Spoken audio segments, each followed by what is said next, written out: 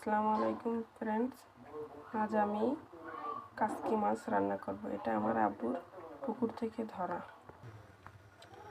আমি প্রথমে কড়াইটা গরম করলাম, করে তেল দিয়ে দিচ্ছি। আমি আজ কাসকি মাছগুলো ভুনা করে দেখাবো। তেলটা এখন গরম হয়ে গেছে। আমি এখন আগে বেটে রাখা পেঁয়াজ, রসুন, জিরা অ্যাডজাস্ট করা ছিল সেটা এখন দিয়ে দেব। সেটা দিয়ে দিলাম। এখন আমি দিব হলুদের গুঁড়া,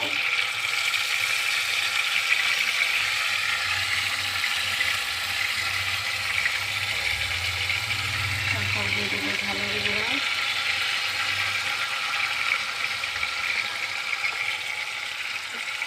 তারপরে দিয়ে দেবো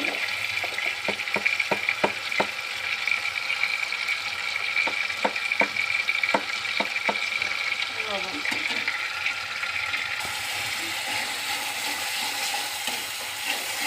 সুন্দর করে মশলাটা কষিয়ে নেব। আমার মশলার কষানো শেষ। আমি এখন মাছগুলো দিয়ে দেবো। মাছটা কষানো শেষ।